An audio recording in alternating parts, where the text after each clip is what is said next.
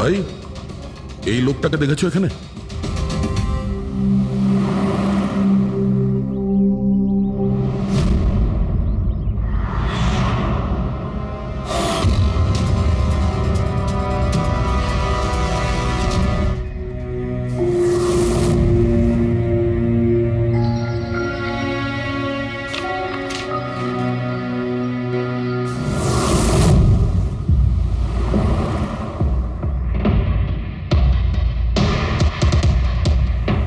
আচ্ছা, এই যে দাদা, একে দেখেছেন? হ্যাঁ দেখেছি তো, কোথায়? ওই তো ওখানে দাঁড়িয়ে রয়েছে। আগে? হ্যাঁ আগে। থ্যাঙ্কস থ্যাঙ্কস, চলো। মা, বাবা, আমায় ক্ষমা করে দিও। আমি তোমাকে অনেক কষ্ট দিয়েছি, তোমাদের মান সম্মান ডুবিয়ে দিয়েছি। কিন্তু একটা সত্যি কথা, আমি খুনি নই, আমি কাউকে খুন করিনি। আমি শুধু একটু টাকা ইনকাম করতে চেয়েছিলাম, কিন্তু আমি জানতাম আজ নয়তো কাল পুলিশ আমাকে ধরেই নেবে। এটা হওয়ারই ছিল।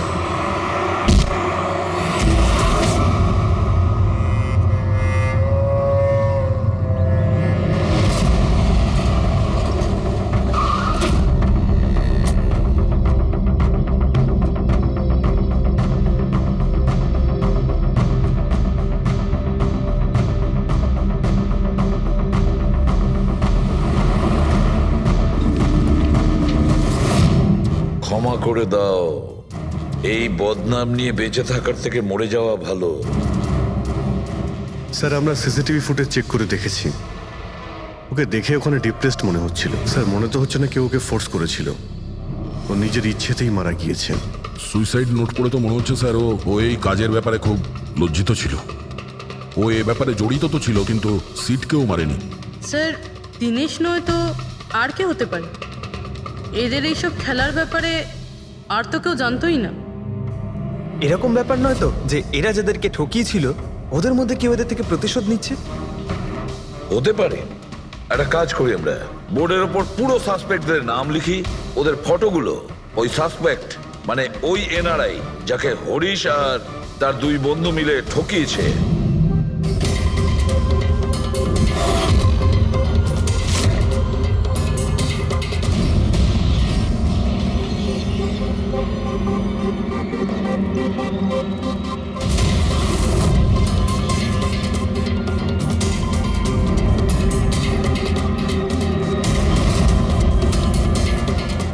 স্যার, এই হলো সেই সমস্ত লোকগুলো যারা এই কেসের সঙ্গে জড়িত। অভিজিৎ, খোঁজ নিতে হবে খুনের সময় এরা কোথায় ছিল।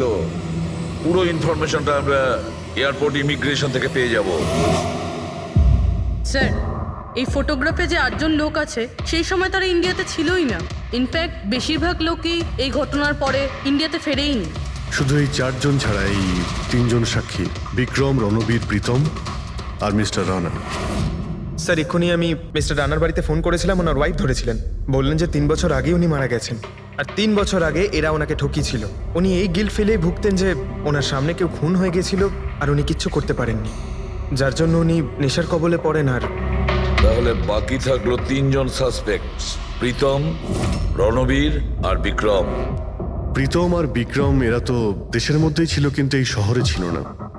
এবার এই রণবীরই শুধু বাকি থাকলো। রণবীর তো নিজেই ওখানে ছিল, ওই ফটোতেও ছবি আছে। হ্যাঁ স্যার, ও একই সাথে ব্যালকনি আর হল তাতে থাকতে পারে না। এটা অন্য কেউই হবে। তাহলে কে হতে পারে এই খুনি?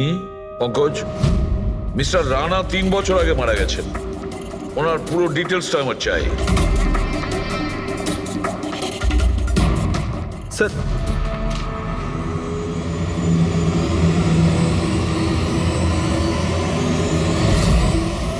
এটা কোনো একজন লোকের কাজ নয়, অন্য কেউ আছে যে ওর সঙ্গে কাজটা করেছে। আমার তো মনে হচ্ছে যে খুনি আমাদের চোখের সামনেই আছে, শুধু আমরাই ওকে দেখতে পাচ্ছি না। ইয়েস, খুনি তো আমাদের সামনেই ঘুরছে। কি কথা বলেছো ফ্রেডি, সুপার। আমি স্যার? হ্যাঁ তুমি, খুনি সত্যিই আমাদের চোখের সামনে ঘুরছে, কিন্তু আমরা ওকে দেখতে পাচ্ছি না। কিন্তু এখন আমি বুঝতে পেরে গেছি। হোটেলে যাই। হোটেল? হ্যাঁ হোটেল। থিওরি হিসেবে ওর হোটেলেই থাকার কথা। একবার যদি জানতে পারি যে খুনি ওই, তাহলে ওর সঙ্গী আর জুয়োর টাকা সব পেয়ে যাবো। তাহলে চলুন স্যার, তাড়াতাড়ি যাওয়া যাক আর ওকে ধরে ফেলি গিয়ে। ধরবে না ওকে, ওর ওপর নজর রাখতে হবে। আর হ্যাঁ, যদি বেশি চালাকি করে তাহলে ছাড়বো না ওকে।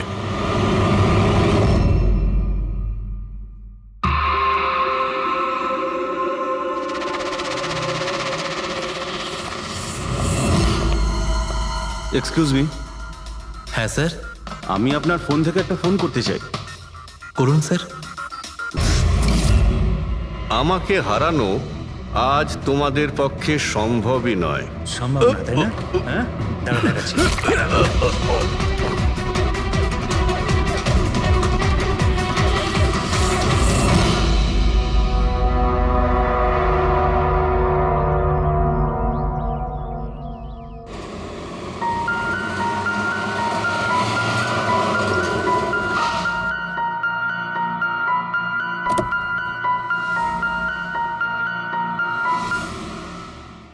চলো বাচ্চারা।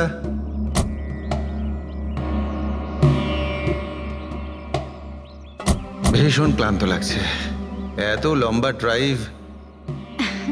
হেমন্ত, তুমি তো জানো আমরা ভ্যাকেশনে এসেছি, তাহলে কিছুদিন তুমি বিশ্রাম করে নিও। ওকে ওকে বাবা, ঠিক আছে, দরজা তো খোলো, আমি লাগেজগুলো নিয়ে আসছি। হ্যাঁ। এসো।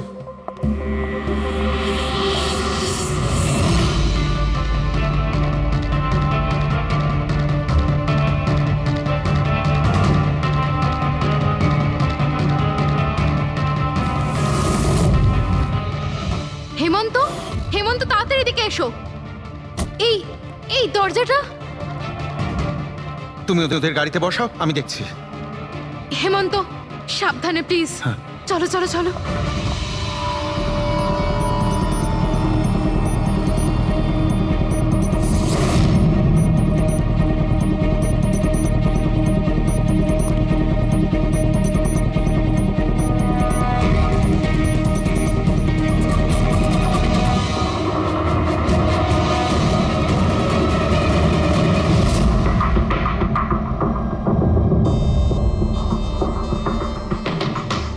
তিন চারবার আঘাত করেছে ছুরি দিয়ে।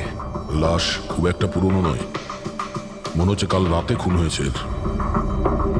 জুয়া খেলার সময় মারা গিয়েছে।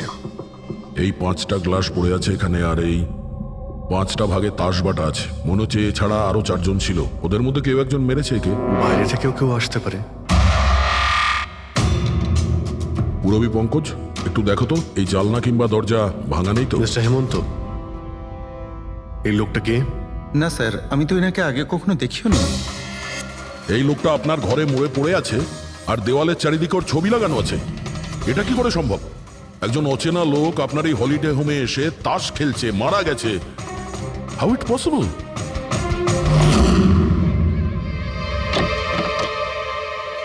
আচ্ছা, এখানে কোনো গার্ড নেই? ছিল স্যার, বহু বছর একজন গার্ড ছিল, কিন্তু ওই মাস চারেক আগে তার মৃত্যু হয়, ব্যাস তারপর থেকে আর কেউ নেই। আমি ভেবেছিলাম যে এবার একজন নতুন গার্ড রাখবো। আমায় বিশ্বাস করুন, আমি একদম সত্যি বলছি, আমি এই ভদ্রলোককে চিনিও না। উনি এখানে কি করছিলেন, ওনার ছবি এখানে কেন টাঙানো, আমি কিচ্ছু বুঝতে পারছি না।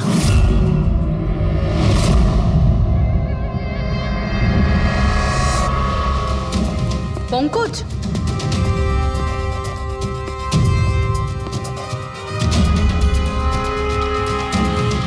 স্যার, স্যার জোর করে তো কেউ ভেতরে ঢোকেনি। হ্যাঁ, পিছনের দরজায় তালা নেই কোনো, আর তার ছিটকানিটা বাইরে থেকে খোলা যায়। ওখান থেকে এসছে ওরা। আর স্যার, এই লিভিং রুমের যে জানলাটা আছে, এর বাইরে একটা কাটার ঝোপ আছে। ঝোপের মধ্যে এইটা পেলাম স্যার, কাপড়ের টুকরো। মনে হচ্ছে কেউ এর উপরে নজর রাখছিল ওখান থেকে, আর তাড়াহুড়ো করে দৌড়তে গিয়ে তখন এই কাপড়ের টুকরোটা ওইখানে আটকে যায়। মৃত ব্যক্তি ছাড়া এখানে আরো 4 জন ছিল, আর একজন লোক বাইরে, সব মিলিয়ে 5 জন। তাহলে এই ক্রাইমের অন্তত 5 জন সাক্ষী আছে। যদি এই 5 জনের মধ্যে একজনকেও ধরতে পারা যায়, তাহলে জানা যাবে কাল রাতে এখানে কি হয়েছিল। 3 জন লোক আছে যারা এই খুনটা সম্বন্ধে জানে, এবং তারা যে খুন হয়েছে তার ছবি দেখে চিনতে পেরেছেন। কখন আসছে ওরা? একটা সময়। 5 জনের মধ্যে 3 জন প্রথমবারই পাওয়া গেল, নট ব্যাড। আর স্যার, ওনারা নিউজ দেখে নিজেরাই আমাদের সঙ্গে দেখা করতে এসেছিলেন। অসাধারণ ব্যাপার। সমাজে যদি বাজে লোক থাকে, ভালো লোকও অনেক আছে স্যার। কিন্তু ওরা কাল রাতে রিপোর্ট লেখালো না কেন? স্যার, স্যার এরা ওই 3 জন, প্রীতম, রণবীর, বিক্রম। প্রীতম, রণবীর আর বিক্রম। তোমরা সবাই জানো ওই খুনটার ব্যাপারে? Yes sir. 3 জনের আলাদা করে স্টেটমেন্ট নাও। স্যার, যখন সিডের খুন হয়েছিল তখন আমি ওখানেই ছিলাম। সিড, ওর নাম সিড ছিল? হ্যাঁ স্যার। স্যার আমি ওদের চিনতামও না। কালকে প্রথমবার ওদের সাথে দেখা হয়েছে, আর কালকেই খুন হয়ে গেল। এক মিনিট, সব কিছু ঠিক মতন বলবে। স্যার আসলে ওই যে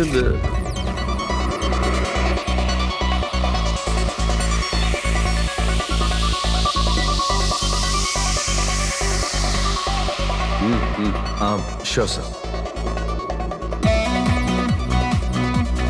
কি হয়েছে স্যার? আপনি বোর হচ্ছেন?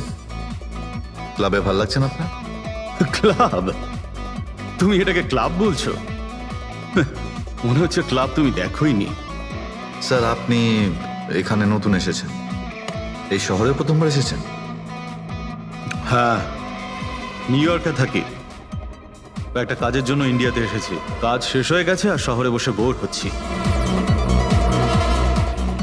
আপনার বোর্ডন দূর করার একটা রাস্তা আছে আমার কাছে। রিয়েলি? কি? একটু এক্সপেন্সিভ। সেটার চিন্তা তোমায় করতে হবে না।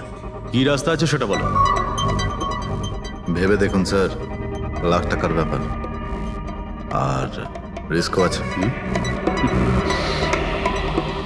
ঝুঁকি, রিস্ক নেওয়া আমার হবি, আর সেটা যদি হয় টাকার, সেটা আমার কাছে অনেক আছে। কাজটা বলো। সুপার দেন। তুমি কি ধরনের জোকিং এর কথা বলছো? এরকম কোনো ব্যাপার নেই স্যার, শুধু জুয়া খেলতে হবে। লাখ টাকা, জিতে গেলে মালামাল আর হেরে গেলে কঙ্কাল। আর এমনিতেও আপনার টাকার তো কোনো চাপ নেই। তাহলে চলুন আমার সাথে, কাম। যাচ্ছ কোথায়? এক ভদ্রলোকের বাড়ি। ভদ্রলোকের বাড়ি? কে ভাই? ওই যে দেখতে পাচ্ছেন, ব্ল্যাক জ্যাকেট, হোয়াইট শার্ট।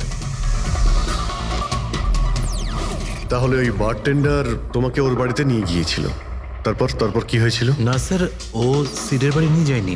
ও সিডের সঙ্গে পরিচয় করায়, তারপর আমরা সিডের বাংলোতে যাই।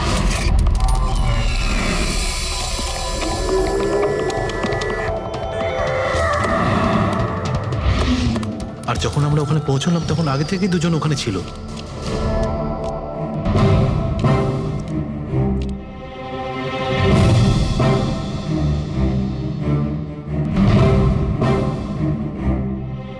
এই রইল আমার 2 লাখ টাকার চাল।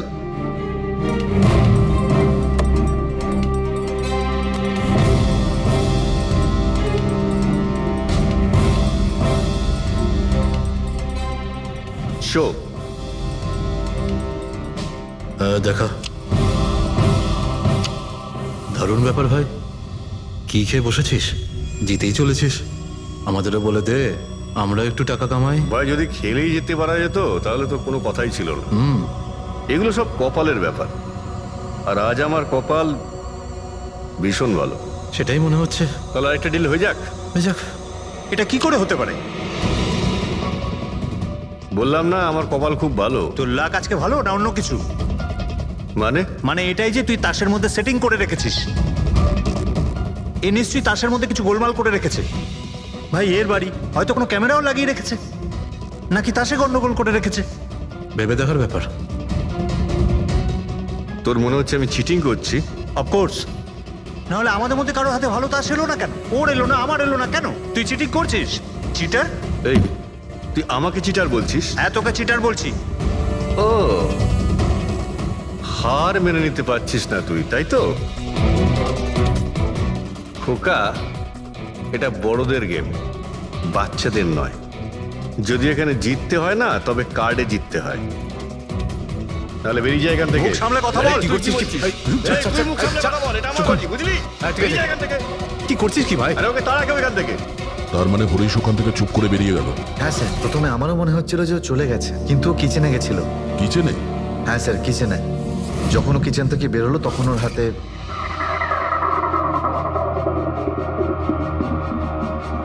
তুই আবার এসিস এখানে? তোকে বলেছি না এখানে আসবি না?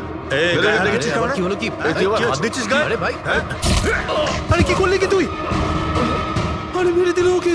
এটা এটা কি করলে? মেরে দিলে? আমি অ্যাম্বুলেন্সকে কল করছি, তোরা এখানে থাক। আরে মরে গেছো? পুলিশকে ফোন কর, না হলে আমরা সবাই ফেসে যাবো। পুলিশকে ফোন করলে আমরা বেঁচে যাব? জুয়া খেলছিলাম আমরা, বেআইনি এই জুয়া খেলা। হ্যাঁ জুয়া খেলেছি, কাউকে মারিনি তো দেখ, আমরা। বেশি চালাকি করিস না। পুলিশ যদি আসে না, আমি একা ফাঁসবো না, সবাই মিলে ফাঁসবো।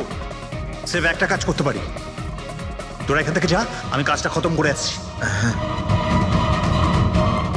তোমরা কত টাকা হেরেছিলে? স্যার 30 লাখ। আমার প্রায় 50 লাখ মতন। স্যার 35 লাখ। এক মিনিট রণবীর, তুমি বলেছিলে যে সিড ওই সময় সাদা শার্ট পরেছিল, ইয়ে স্যার, উনি সাদা শার্টই পরেছিল। আর বিক্রম তুমি বলেছিলে যে ও হলুদ শার্ট পরেছিল। হ্যাঁ স্যার, ও হলুদ শার্টই পরেছিল। ও সাদা বা হলুদ রঙের শার্ট পরেছিল না, একটু ব্লুইশ কালার ছিল শার্টটার, আমার ভালো মনে আছে।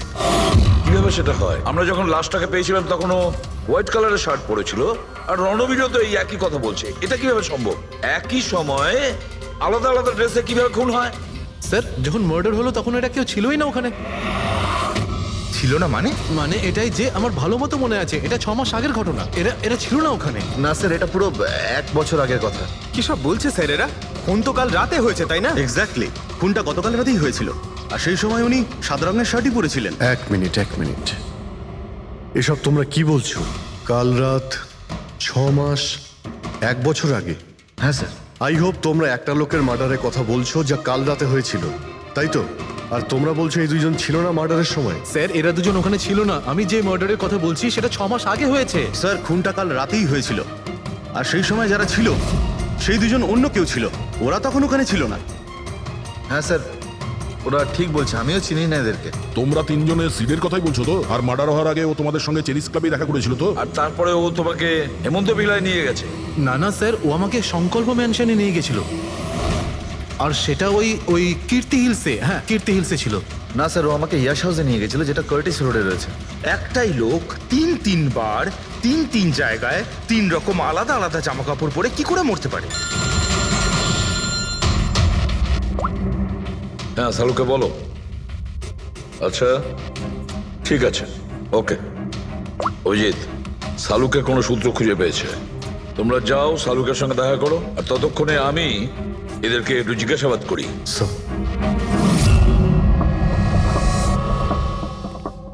হ্যাঁ, এসো ভাই এসো, দেখো আমি কি পেয়েছি। আরেকটা কথা বলতে হবে, এই কেসটা বড় অদ্ভুত। হ্যাঁ ডক্টর সালুকে, কেসটা তো খুবই অদ্ভুত, আর যেগুলো আমরা জানতে পেরেছি ওগুলো। আরে না ভাই, ওইটাও তো অদ্ভুত নয়, আমি যেটা তোমাদের বলতে যাচ্ছি সেটা অদ্ভুত। হ্যাঁ, কি হলো? তুমি এদিক ওদিক কি দেখছো? কিছু না।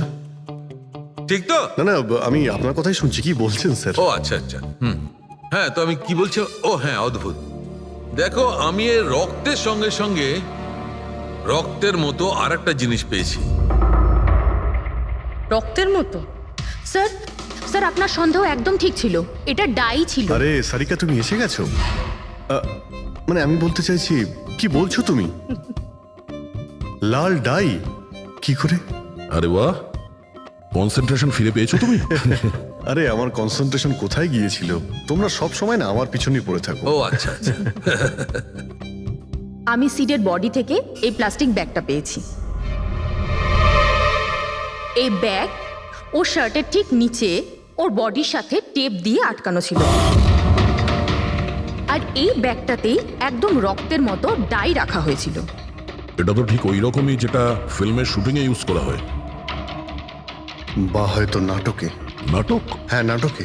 যতদূর আমরা জানতে পেরেছি তাতে এটা পরিষ্কার যে সিড একজন ঠক ছিল। ও সিডা তার সঙ্গীরা মিলে জুয়া আর মার্ডারের নাটক করে লোকেদের ঠকাতো।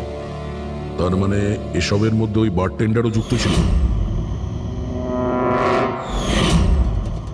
ও জেনে বুঝে বড় লোকদের ফাঁসিয়ে এখানে এই কার্ড পাঠিতে পাঠাতো, আর তারপরে এই মার্ডারের নাটক।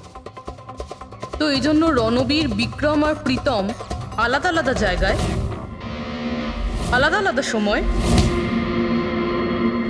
এর মার্ডার দেখেছে। আর ওরা এসব অনেক আগে থেকেই করছে, কিন্তু কাল রাত ওদের নাটক বাস্তবে পরিণত হয়। প্রতিবারই একটা নতুন বাংলো, নতুন লোক ঠকানোর জন্য। আর বাকি সব সেম, একই খেলা, একই ঝগড়া, আর সেই একই সিটের মার্ডারের নাটক। লোকেদের কাছ থেকে টাকা নিয়ে পুলিশ কেসে নামে লোকেদের ভয় দেখিয়ে বের করে দেওয়া, সব কিছু সেম টু সেম। প্ল্যান তো খুব ভালো ছিল, কিন্তু কালকে হঠাৎ মার্ডার কি করে হয়ে গেল? কারণ কালকে রাতে একটা গন্ডগোল হয়েছে। মানে 1 মিনিট।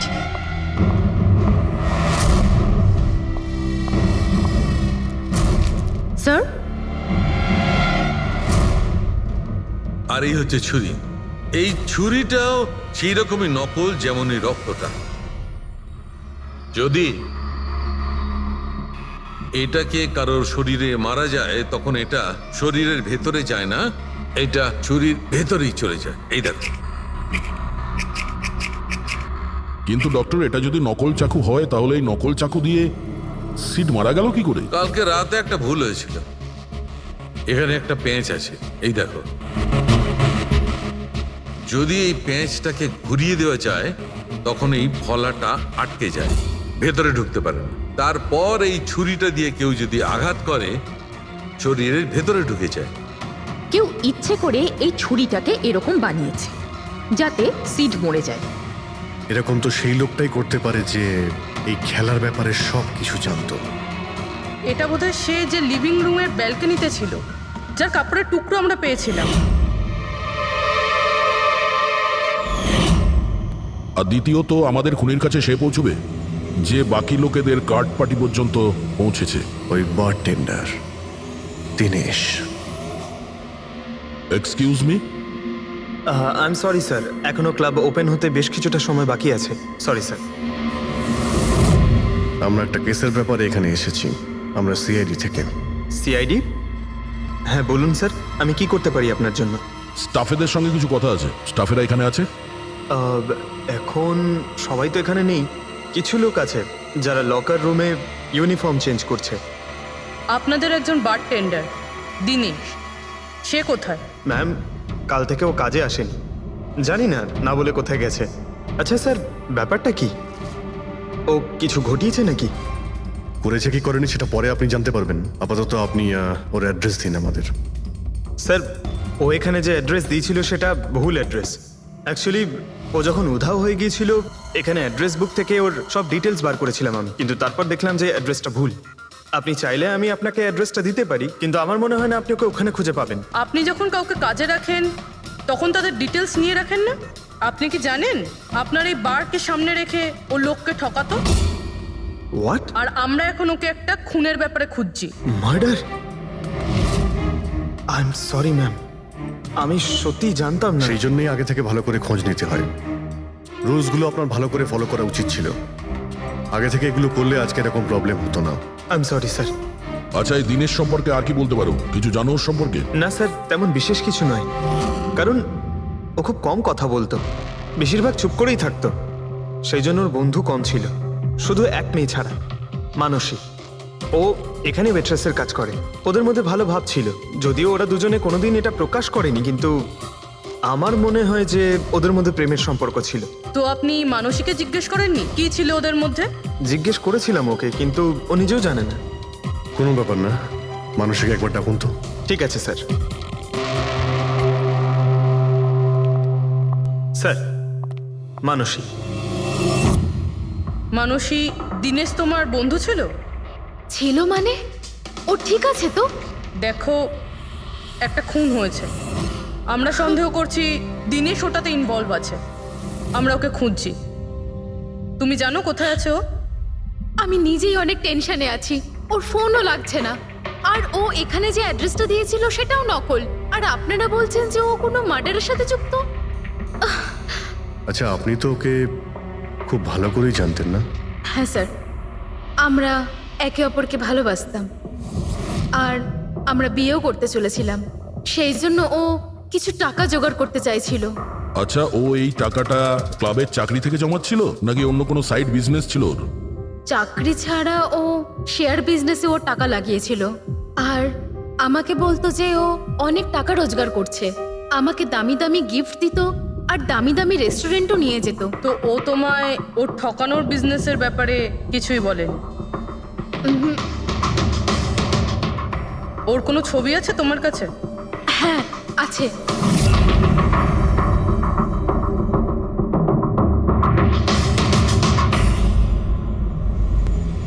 স্যার, এই দিনেশ তো নিরুদ্দেশ, কিন্তু ওর ছবি আমরা পেয়েছি। এটাকে আমরা সার্কুলেট করে দিচ্ছি। স্যার এই দীনেশ তো নিরুদ্দেশ, কিন্তু ওর ছবি আমরা পেয়েছি। এটাকে আমরা সার্কুলেট করে দিচ্ছি। হ্যাঁ করাও অভিজিৎ, করাও। তিনজনের স্কেচ তো করা হচ্ছে। একটা কথা তো পরিষ্কার যে চারজন সবাই একসঙ্গে কোনো গর্তে লুকিয়ে বসে আছে। হ্যাঁ স্যার, স্যার এরা ঠগ কিন্তু খুনি নয়। ভুল করে এদের হাতে খুন হয়ে গেছেন। 100% এরা ভয় পেয়েই কোথাও লুকিয়ে রয়েছে। ব্যাস এই ভয়টাকেই আমাদের কাজে লাগাতে হবে। এমন ভাবে ভয় দেখাতে হবে যে ওরা নিশ্চয়ই কোনো ভুল করে থাকবে আর আমরা খাপ করে ধরে ফেলবো। স্যার স্যার, হ্যাঁ স্কেচ তৈরি। ওকে স্যার, হ্যাঁ এই তিনজনই জুয়ারি, আর যে ছুরি মেরেছে সে হলো হরিশ। একটা কাজ করো, এই তিনটে স্কেচই আর ওই বার টেন্ডারের ছবি প্রতিটা police station, railway station, bus stand, লজে সব জায়গায় পাঠিয়ে দাও আর সমস্ত নিউজ চ্যানেলেও পাঠিয়ে দাও। আর ওদেরকে জানিয়ে দাও যে 24 ঘন্টা যেন এদের ছবি দেখানো হয়। প্রত্যেকটা বাড়িতে এদের ফটো দেখাতে হবে। তারপরে দেখবো কতদিন লুকিয়ে থাকে আমাদের হাত থেকে। এই 4টে ফটো খুব ভালো করে দেখুন। এই 4জন এই হত্যাকাণ্ডে জড়িত।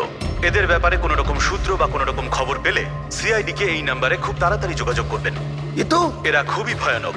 এরা সবাই ইন্ডাস্ট্রিয়ালিস্ট হেমন্ত কুমারের ফার্ম হাউসে নিজেরই এক বন্ধুকে খুন করে পালিয়ে গেছে। পুলিশরা অনেকক্ষণ ইনভেস্টিগেশন করার পরেও সেখান থেকে কোনো কিছুই খুঁজে পাওয়া যায়নি। সিআইডি এদের সবাইকে খুঁজছে। এই হলো এদের ফটো।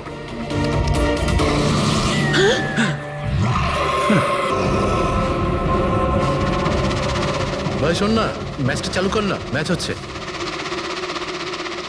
এরা সবাই ইন্ডাস্ট্রিয়ালিস্ট হেমন্ত কুমারের ফার্ম হাউসে নিজেরই এক বন্ধুকে খুন করে পালিয়ে গেছে। সিআইডি এদের সবাইকে খুঁজছে। এই হলো এদের ফটো। দেখলি তুই, এরা তো সবকিছু জেনে ফেলেছে। ভাই ছবি টবি সব দেখাচ্ছে, সমস্ত ডিটেলস দেখাচ্ছে। বাজেভাবে ফেসে যাবো ভাই এসবে। হাসবো তো বটেই। আমি তোদের আগেই বলেছিলাম যে চল পালিয়ে যাই, কিন্তু তোরা তো শুনলেই না। এবার পুলিশ আসবে, সব জায়গায় খোঁজ করবে, আর তখন আরে এখনো অনেক সময় আছে। চল পালাই, এই ব্যাগ তোলা, সবাই মিলে পালাই, চল।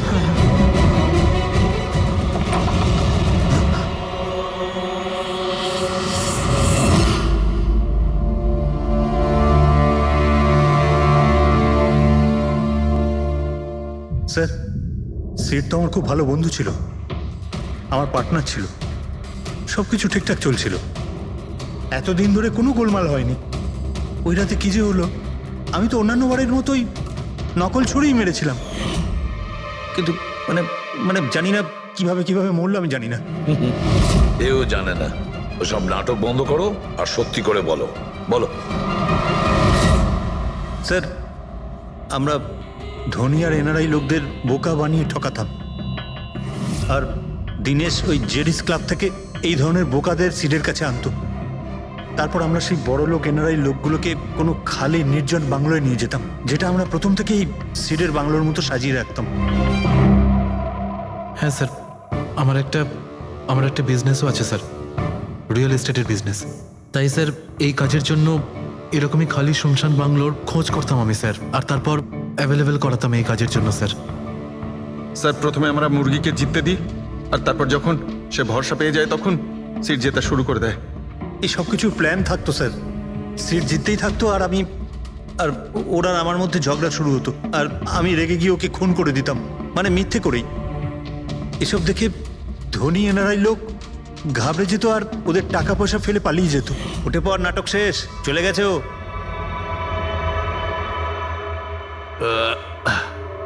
ঠিক গেছে তো রে? হ্যাঁ গেছে। উফ, আরে লেগে যাবে পাগল। তারপর আমরা ওই টাকাগুলো নিজেদের মধ্যে ভাগ করে নিতাম। ওই রাতেও সব এরকমই হয়েছিল। আমি ওকে ছুরি মেরেছিলাম, আর তারপর পুলিশকে ফোন করা যাক আর সবকিছু ডিটেলে বলে আমি দেওয়া যাক। পুলিশের চক্করে পড়তে চাই না। আমার পাসপোর্ট, ইউএসএ সিটিজেনশিপ সবকিছুই চলে যাবে। না না না না না, আমি যাচ্ছি। আরে ঘুমিয়ে পড়লি নাকি সিট? আরে ওঠ ভাই, অনেক হয়েছে, আর ওভার অ্যাক্টিং করতে হবে না। Seat set. আরে এই তো সত্যি মরে গেছে। আরে ছুরিটা সত্যি সত্যি লেগে গেল নাকি ওর? আরে কি বাজে কথা বলছিস কি তুই? আরে সিট ওঠ না। সিট ওঠ না। আরে ছুরিটা কি করে? তুই ছুরিটা ইউজ করার আগে চেক করিসনি নাকি? আরে প্রথমবার করছি নাকি? শুটিংয়ের ছুরি এটা, একটাই তো ছুরি আছে না। কিন্তু এই খুন কি করে হতে পারে? আমাদের পুলিশকে জানাতে হবে। পুলিশকে যদি জানাই তো আমরা সবাই ফেসে যাব। তাহলে কি করব?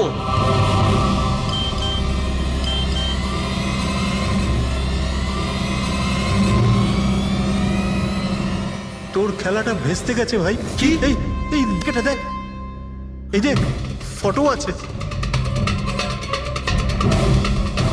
আরে আমি এই ফটোগুলো এখনই পাঠাচ্ছি পুলিশের কাছে অ্যাড্রেস সহ।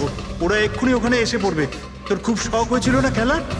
এবার দেখি পুলিশের সাথে কেমন লুকোচুরি খেলিস। তুমি বলছো যে তোমরা ওখানে টাকা ফেলে পালিয়ে গিয়েছিলে? হ্যাঁ স্যার, পুরো 90 লাখ টাকা ছিল স্যার। আমরা সব ফেলে পালিয়েছিলাম। কিন্তু আমরা তো ওখানে কোনো টাকা পাইনি। আমি কিছু জানি না ম্যাম, ওই টাকাটা কোথায় গেছে, ওই নকল ছুরিটাই বা আসল কি করে হয়ে গেল, সিডের খুন কি করে হয়ে গেল, আমি কিচ্ছু জানি না ম্যাম। কেউ তোমাদের জালে তোমাদেরই ফাঁসি দিয়েছে, বুঝেছো? দেখো, এমন কেউ আছে যে তোমাদের এই খেলার ব্যাপারে সব কিছুই জানতো। ওই ছুরিটা নিয়ে কোনো গন্ডগোল করেছিল আর তাতেই সিট মারা যায়। আর ওই দিনেশ, ও কোথায়? সিড মারা যাওয়ার পর আমি দিনেশকে ফোন করেছিলাম। আমার কথা শুনে ও খুব ঘাবড়ে গেছিল। বলল কি যে ওই শহর ছেড়ে চলে যাবে।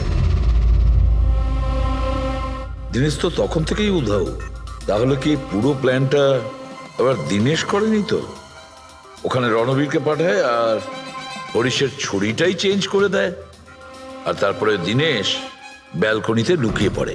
আর ওখান থেকে দিনেশ ফটো তুলেছে স্যার, আর হরিশকে পাঠিয়েছে। আর তারপর বলেছে যে পুলিশ আসছে, তাই এরা সব ভয় পালিয়ে গেছে। 90 লক্ষ টাকা ছেড়ে পালিয়ে গেছে। তার মানে দিনেশ আমাদের সাথে বেইমানি করেছে। বাহ, সবাইকে ঠকায় যে লোক, যখন তাদের সাথে এরকম হলো খারাপ লাগছে।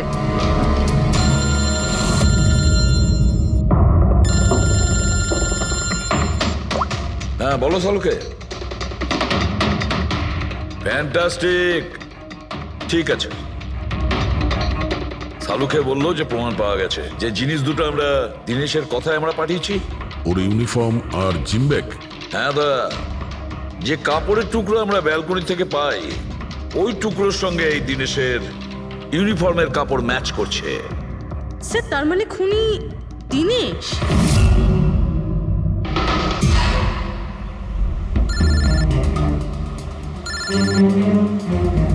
এসিপি স্যার,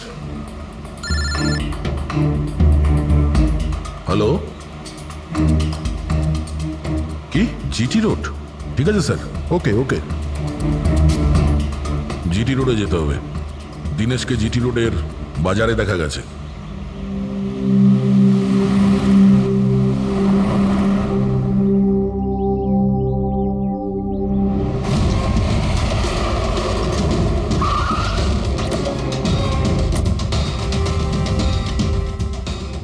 ভাই, এই লোকটাকে দেখেছো এখানে?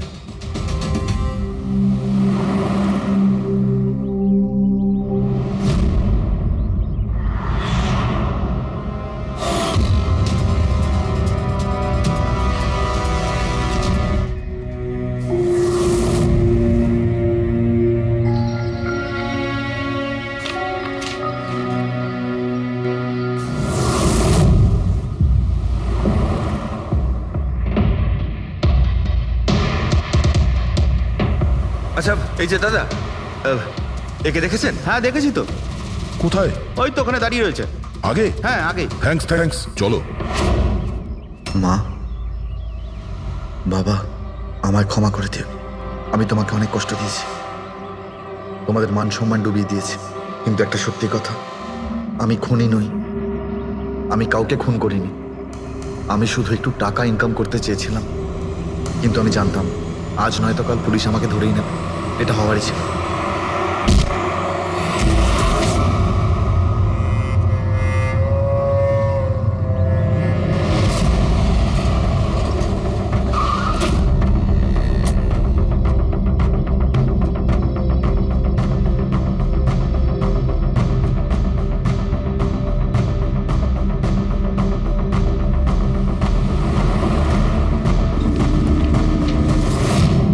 ক্ষমা করে দাও। এই বদনাম নিয়ে বেঁচে থাকার থেকে মরে যাওয়া ভালো। স্যার, আমরা সিসিটিভি ফুটেজ চেক করে দেখেছি।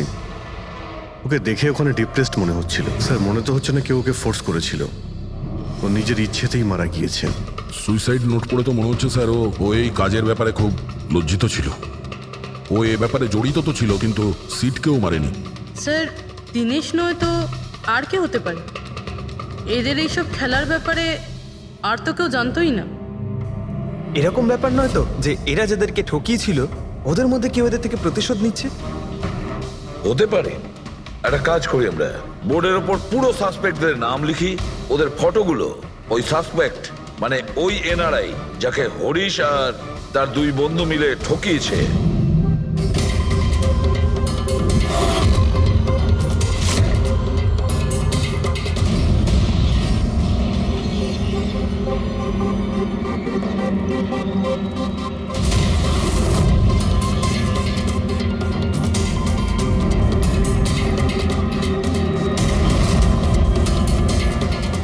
স্যার এই হলো সেই সমস্ত লোকগুলো যারা এই কেসের সঙ্গে জড়িত।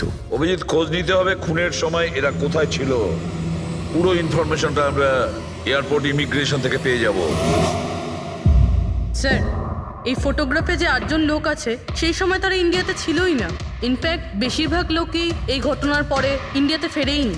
শুধু এই 4 জন ছাড়া এই 3 জন সাক্ষী, বিক্রম, রণবীর, প্রীতম আর মিস্টার রানা। স্যার এক্ষুনি আমি মিস্টার রানার বাড়িতে ফোন করেছিলাম, ওনার ওয়াইফ ধরেছিলেন। বললেন যে 3 বছর আগে উনি মারা গেছেন, আর 3 বছর আগে এরা ওনাকে ঠকিয়েছিল। উনি এই গিল্ট ফেলেই ভুগতেন যে ওনার সামনে কেউ খুন হয়ে গেছিল আর উনি কিচ্ছু করতে পারেননি, যার জন্য উনি নেশার কবলে পড়েন। আর তাহলে বাকি থাকলো 3 জন সাসপেক্ট, প্রীতম, রণবীর আর বিক্রম। প্রীতম আর বিক্রম এরা তো দেশের মধ্যেই ছিল, কিন্তু এই শহরে ছিল না। এবার এই রণবীরই শুধু বাকি থাকলো। রণবীর তো নিজেই ওখানে ছিল, ওই ফটোতেও ছবি আছে। হ্যাঁ স্যার, ও একই সাথে ব্যালকনি আর হল তাতে থাকতে পারে না, এটা অন্য কেউই হবে। তাহলে কে হতে পারে এই খুনি? পঙ্কজ, মিস্টার রানা 3 বছর আগে মারা গেছেন, ওনার পুরো ডিটেলসটা আমার চাই। Sir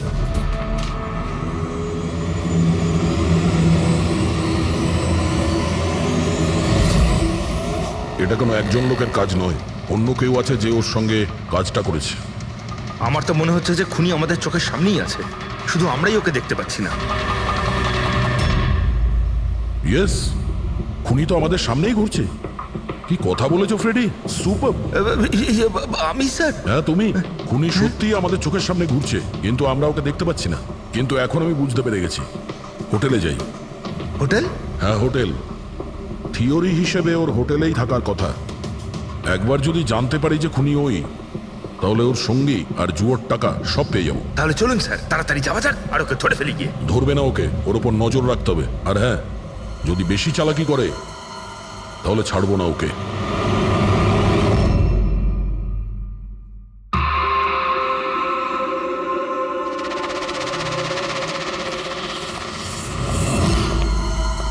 excuse me. হ্যাঁ স্যার, আমি আপনার ফোন থেকে একটা ফোন করতে চাই। করুন স্যার। ওয়েল, আমার একটু প্রাইভেট কথা ছিল আর কি। এছাড়া কি আপনার কাছে অন্য কোনো ফোন আছে? স্যার ওইটাই চলে যান, ওটা থেকে কথা বলে নিন। Thank you. Thank you.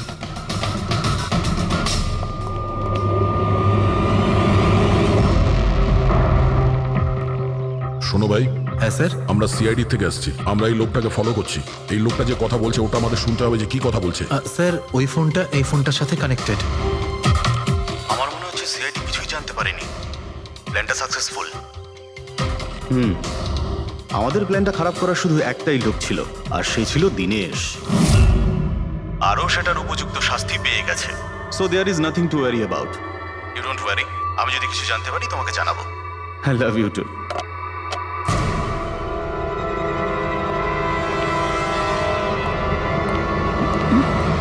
এই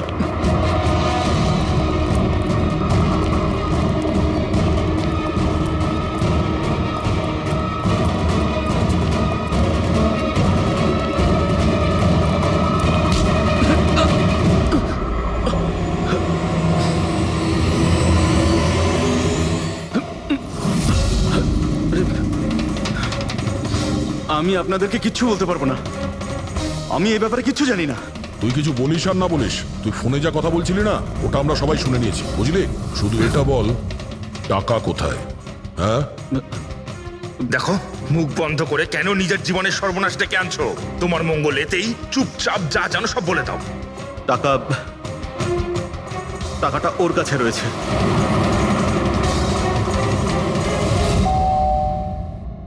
একটু দেখ তো মা, কে বেল বাজাচ্ছে? হ্যাঁ মা।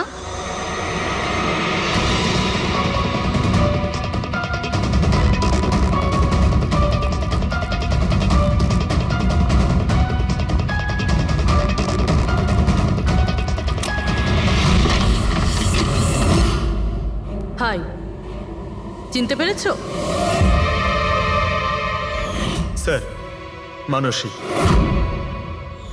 অ্যাকচুয়ালি আমরা আপনার বাড়ির তল্লাশি নিতে চাই। Search warrant. কি ব্যাপার? আপনারা কারা? সিআইডি। আমাদের কাছে আপনার বাড়ির তল্লাশির অর্ডার আছে। কিন্তু আমরা কি করেছি? আপনারা এখানে কেন এসেছেন? খুব তাড়াতাড়ি জানতে পারবে। চেক করো।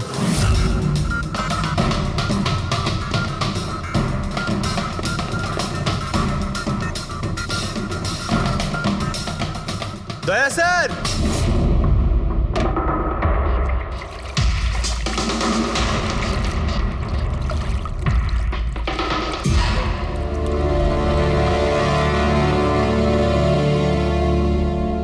চলো।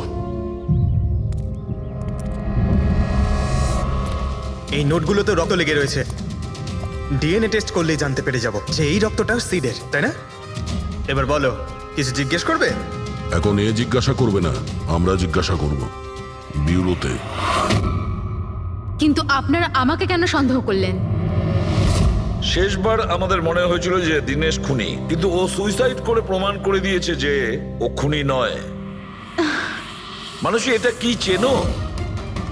এটা তোমার ইউনিফর্মের কাপড়ের টুকরো। এটার কারণে আমরা তোমাকে সন্দেহ করছি, বুঝেছো? আর তারপর আমরা এইটা খোঁজ লাগালাম যে তুমি এরকম কাজ করলে কেন। আপনি জানতেন যে আমি এসব কেন করেছি? মিস্টার রানা, আপনার বাবা ছিল, রাইট? হ্যাঁ, উনি আমার বাবা ছিলেন, আর ওনার প্রাণ সিট আর ওনার সঙ্গীতের জন্য গেছে। উনি ওই ঘটনাটা কিছুতেই ভুলতে পারেননি। আর উনি একজন ডায়াবেটিসের রোগী ছিলেন। তারপরে উনি প্রচুর ড্রিঙ্ক করতে শুরু করে দিয়েছিলেন। উনি কি জানতেন এগুলো যা হচ্ছে সেগুলো সবই নাটক? না, উনি কিছুই জানতেন না। যদি এটা জানতেন তাহলে নিজের প্রাণ নিতেন না। উনি তো এই সব কিছুকে সত্যি মনে করতেন। ইউএসএ তে ছিলাম আমি, যখন মা আমাকে কল করলো। বাবার অবস্থা খুব খারাপ ছিল। যখন আমি ইন্ডিয়া আসলাম তখন উনি আমাকে বললেন যে আমাকে ওনার কোনো অসম্পূর্ণ কাজ পূর্ণ করতে হবে আর ওনার অপরাধীদের শাস্তি দিতে হবে।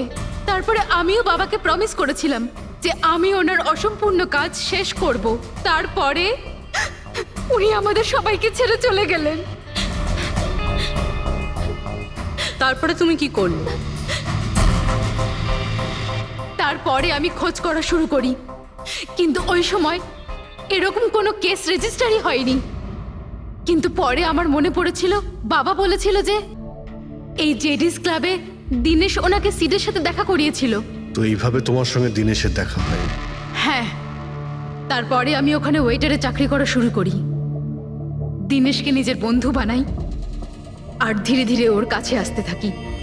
তারপরে পুরো বিষয়টাই আমি বুঝতে পেরেছিলাম যে কিভাবে ওরা আমার বাবাকে বোকা বানিয়ে আমার বাবার থেকে টাকা নিয়েছিল। কিন্তু আইনের কাছে সাহায্য চাওয়ার বদলে তুমি আইন নিজেই হাতে নিয়ে নিলে। বেইমানির বদলে বেইমানি।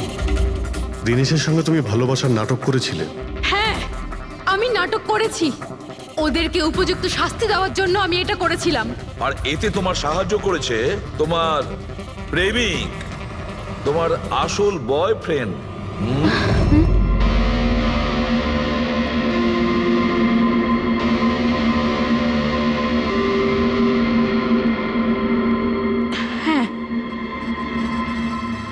আমরা দুজনে মিলে প্ল্যান করেছিলাম। রণবীর ওই রাতে জেনে বুঝে বোকা হয়েছিল। আর ওই ছুরি, ছুরিটাকে খারাপ করেছিল? যদি এই পেঁচটাকে ঘুরিয়ে দেওয়া যায় তখন এই ফলাটা আটকে যায়। ওই ছুরিটাকে আমি খারাপ করেছিলাম, আর ব্যালকনি থেকে লুকিয়ে ফটো আমিই নিয়েছিলাম। তারপরে আমি ওই ফটো হরিশকে পাঠিয়েছিলাম, আর ওদেরকে ওখান থেকে তাড়িয়ে দিলাম, আর আমি টাকাগুলো নিয়ে ওখান থেকে বেরিয়ে পড়লাম। আমি আমার বাবাকে দেওয়া প্রমিস পূরণ করেছি। ওই টাকাটা আমার বাবার ছিল, আমি ওনার প্রতি ন্যায় করেছি। ভুল। ওই ন্যায় বিচার করা তোমার কাজ নয়, সেটা করবে আদালত। তুমি আইন নিজের হাতে নিয়েছিলে, আর একটা খুব মস্ত বড় অপরাধ করেছো। আইন তোমাকে কঠোর থেকে কঠোরতম শাস্তি দেবে, তোমাদের দুজনকে কঠোর শাস্তি দেবে।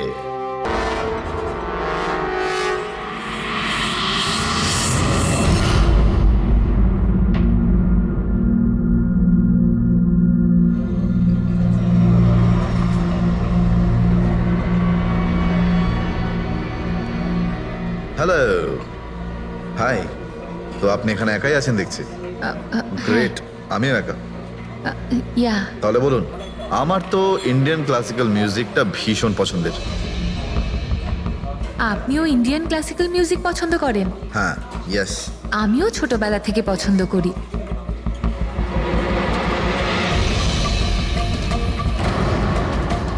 কি হলো, আপনি বারবার ওদিকে তাকিয়ে আছেন কেন? আপনার মতো সুন্দরী আরো কেউ আসতে চলেছে নাকি এখানে? হ্যাঁ, না না না, এমনি। Excuse me. Yeah, sure.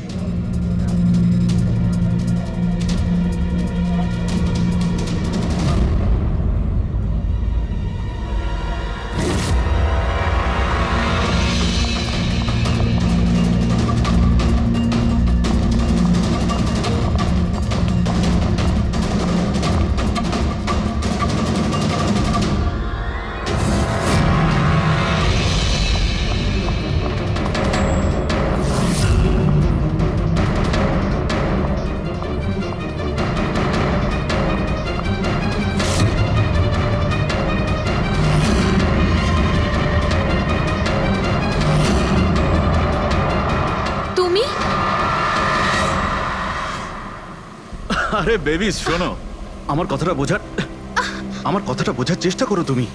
এছাড়া আমাদের কাছে আর কোনো উপায় নেই। যদি তুমি আমার সাথে গোটা জীবনটা কাটানোর চেষ্টা করো, তাহলে কিন্তু আমাদের বাড়ি থেকে পালাতেই হবে। তুমি না ফিল্ম দেখা বন্ধ করো।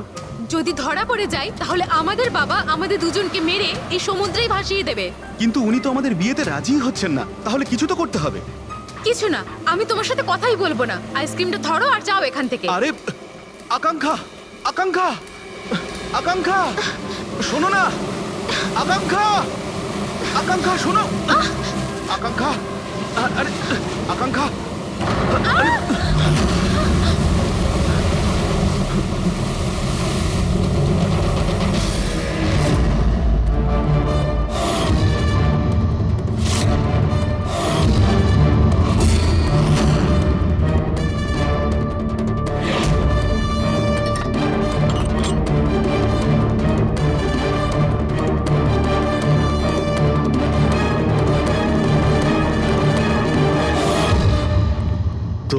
সারিকা দেবী, জানতে পারলে কিছু? সবকিছু। তাহলে বলে ফেলো, দেরি করে আর। ভাই, আমিও তো আছি। আচ্ছা, তাহলে আপনি শুরু করে দিন। আমিও শুরু করব। হ্যাঁ, নিশ্চয়ই। হ্যাঁ, গুড। তবে এবার দেখো, এটা তো তোমরা তখন জেনেই গেছো যে এই মেয়েটাকে গলা টিপে মারা হয়েছে। এর গলার চিহ্নটা দেখে তো তোমরা বুঝতেই পেরেছো, তাই না? হ্যাঁ ডক্টর, আমরা জানি একে গলা টিপেই খুন করা হয়েছে। হ্যাঁ হ্যাঁ, ওর মৃত্যু গলা টেপার জন্যই হয়েছে, আর গলা কোনো বেল্ট দিয়ে টেপা হয়েছিল।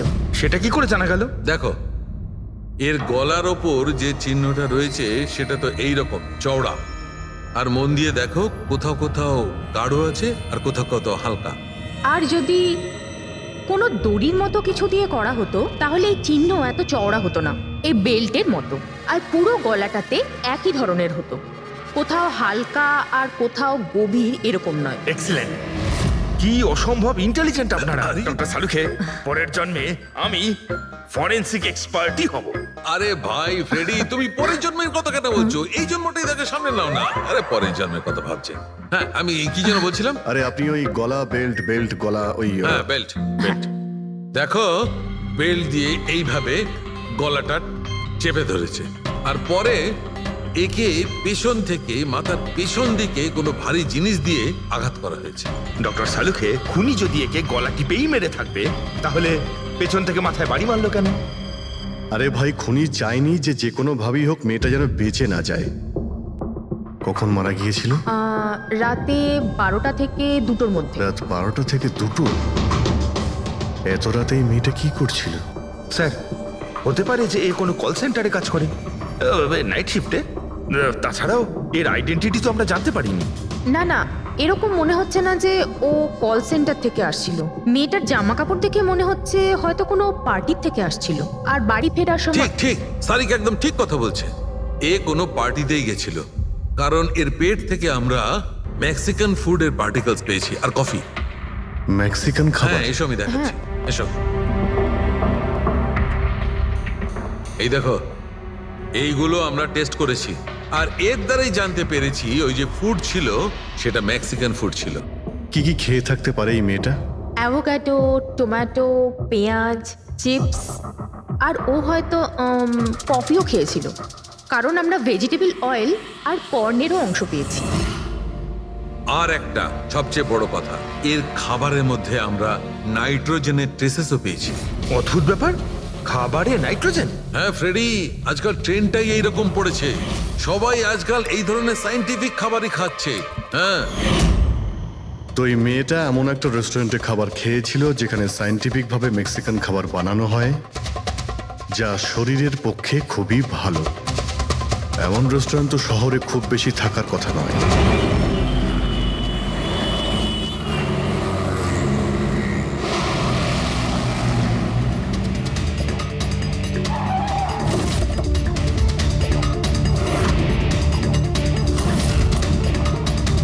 মনে হচ্ছে নিশ্চয়ই এখানে কোনো ক্লু পাওয়া যাবে।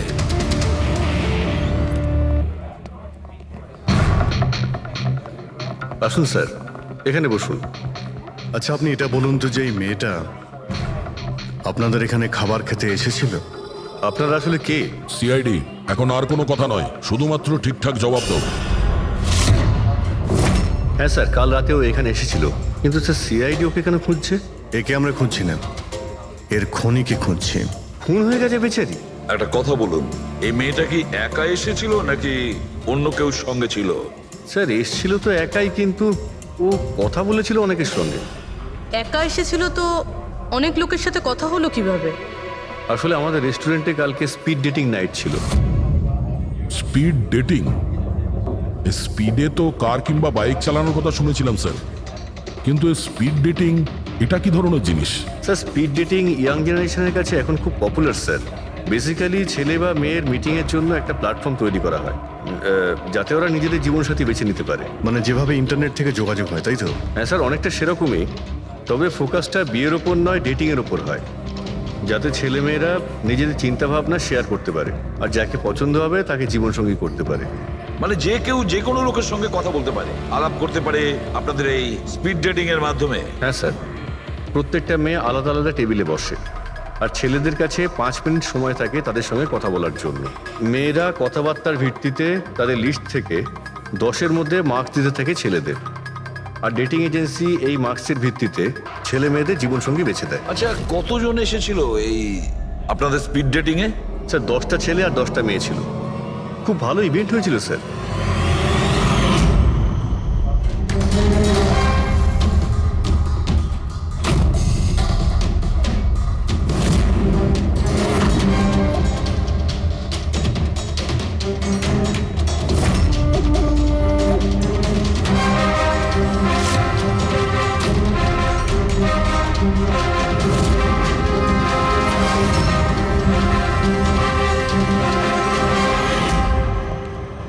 আর শুনুন, এই মেয়েটার সঙ্গে যত লোক এই আপনাদের স্পিড ডেটিং ফেয়ারে এসেছিল সবার ডিটেলস চাই আমাদের। রাইট স্যার, আসুন।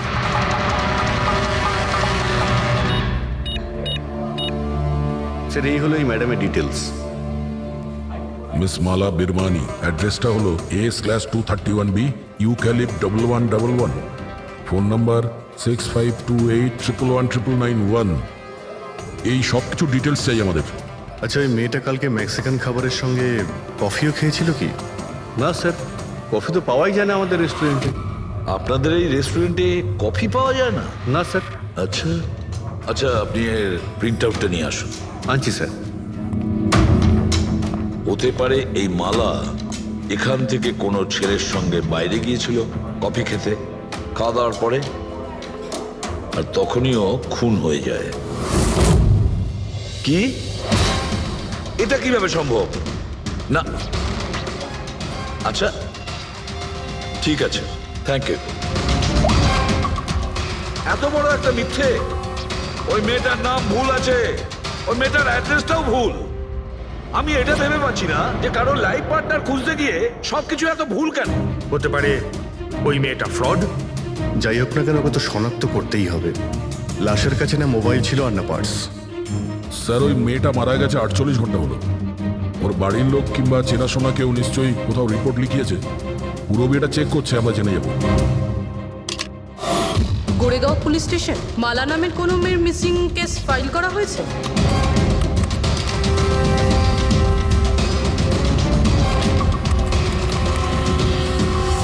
আচ্ছা, গ্রেট, থ্যাঙ্কস। আপনি আমাকে কমপ্লেনের ফাইল পাঠাতে পারবেন? আর হ্যাঁ, প্লিজ আপনি ওর পরিবারকে কিছু জানাবেন না। স্যার। হ্যাঁ স্যার, মেয়েটার আসল নাম মালিনী, আর মরুর এলাকাতে ওর মিসিং কমপ্লেন ফাইল হয়েছিল। মিসিং কমপ্লেন ওর স্বামী আর শ্বশুর শাশুড়ি করেছে স্যার। কি? একজন বিবাহিত মহিলা, সে স্পিড ডেটিং এ? সেটাই তো, আর সেটাও আবার কোনো নকল নাম দিয়ে। হ্যাঁ বলুন। সিআইডি।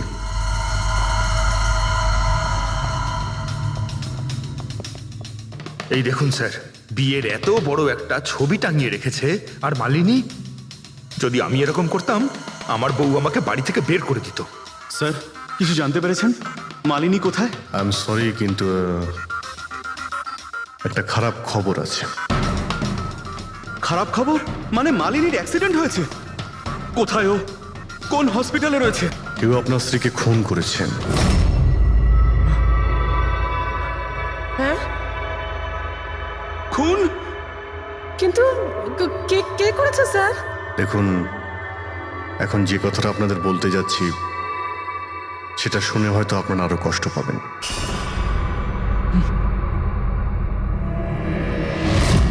Speed dating? সেটা আবার কি স্যার? এটা এমন একটা প্রোগ্রাম যেখানে ছেলে মেয়েদের দেখা হয় তাদের জীবন সঙ্গী বেছে নেওয়ার জন্য। আর মৃত্যুর রাতে মালিনী এরকমই প্রোগ্রামে গিয়েছিল। আমার পোড়া কপাল, আমার ছেলে ঘরে থাকতে ও আরেক জীবন সঙ্গী খুঁজতে চলে গেল। ব্যাস, এটাই তো বাকি ছিল। বংশের নাকে ঝমা কষা দিয়েছে ও। স্যার, মনে হচ্ছে আপনাদের কিছু একটা ভুল হচ্ছে।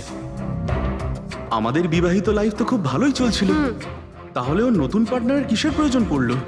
আফসোস এটাই যে এই প্রশ্নের উত্তর দেওয়ার জন্য মালিনী এখন বেঁচে নেই। সেই জন্য এর উত্তর এখন তো আপনাকেই দিতে হবে। বলতে পারেন আমরা খুব সাধারণ একটা পরিবার, ছিলাম অন্য জায়গায়। কিছুদিনই হয়েছে আমরা এখানে এসে থাকছি। আপনার অ্যারেঞ্জ ম্যারেজ ছিল নাকি love marriage? Sir, arrange marriage ছিল। গত বছরই মালিনীর মেডিকেল এক্সাম শেষ হওয়ার পরেই আমরা দুজনে বিয়ে করে নিই। কোনো ঝগড়া বা কিছু? স্যার, না স্যার, তেমন তো আমাদের মধ্যে কোনো ঝগড়া হয়নি। এর জন্য তো আরও চিন্তা হচ্ছে যে ও স্পিড ডেটিংয়ে যেতে গেল কেন। আচ্ছা, আপনি এটা বলুন যে রাতে মালিনীর খুন হয়েছিল আপনি কোথায় ছিলেন? স্যার, আমি আমার অফিসে কাজ করছিলাম। সেদিনকে অফিসে আমার অনেক কাজ ছিল, অনেক রাত পর্যন্ত আমি কাজ করেছি। কত রাত পর্যন্ত? এই ধরুন রাত 1:30 পর্যন্ত। আমি তো বাড়িতে ফিরে জানতে পারলাম যে মালিনী বাড়িতে ফেরেইনি। ওর সঙ্গে কারো কোনো শত্রুতা? না স্যার, কোনো শত্রুতা তো ছিল না। স্যার, আমার মনে হচ্ছে ওর গয়না লুট করার জন্য কেউ হয়তো এরকম। না, গয়না লুট করার জন্য খুন হয়নি, কারণ ওর ডায়মন্ড রিং আর দামি গাড়ি সবকিছুই ঠিকঠাক ছিল। তাহলে ওকে নিশ্চয়ই ওই স্পিড ডেটিং এর লোকই মেরে থাকবে। আমি তো আগে থেকেই জানতাম যে ওই মেয়েটা মোটেই ঠিক নয়। ঠিক নয় মানে? ও তো বাড়িতে পাই রাখতো না। ওর পায়ে ওই যে কি যেন বলে, হুইল ছিল, হুইল। রাত দিন দেখো বাড়ির বাইরেই টোটো করে বেড়াচ্ছে, আর যে কোনো অচেনা লোকের সঙ্গে বকবক করছে। আমরা যদি কখনো ওকে কিছু বলতে যাই, তেড়া উত্তর দিত। একটু চুপ করো তো মা। আরে চুপ করবো কি রে, আমাকে বলতে দে তুই। আর ও যতক্ষণ বাড়িতে থাকতো একটা কুটো মেরে দেখতো না। যখনই দেখো তখনই ল্যাপটপ আর ক্যামেরার মধ্যে ডুবে থাকতো। ল্যাপটপ আর ক্যামেরা, ওগুলো আমরা দেখতে পারি?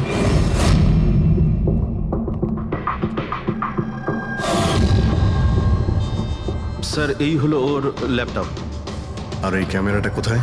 ক্যামেরা স্যার, আমার মনে হয় না যে মালিনী ওর স্বামীকে ঠকাচ্ছিল। ও অন্য কোনো উদ্দেশ্যেই ওখানে গিয়েছিল। উদ্দেশ্য কি ছিল সেটা এই ক্যামেরা ল্যাপটপ থেকে জানতে পারাই যাবে। স্যার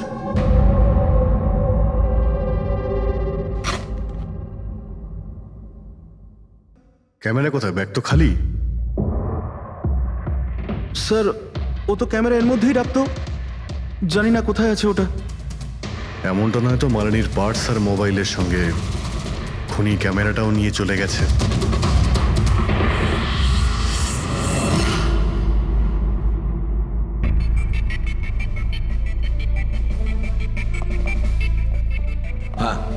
স্যার, এই স্পিড ডেটিং এর কনসেপ্টটা তো বেশ ভালো, কিন্তু যদি সাবধান না থাকা হয় তো খুবই ক্ষতি হতে পারে।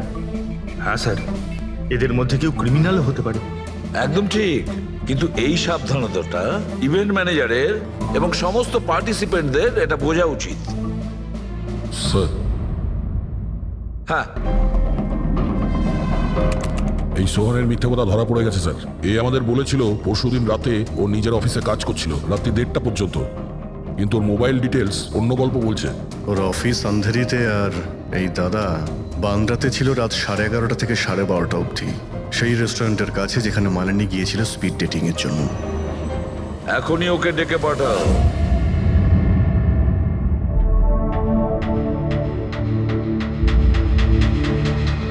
স্যার আপনাদের মনে হয় কোথাও ভুল হচ্ছে। আর আমি আমার স্ত্রীকে কেন খুন করতে যাব?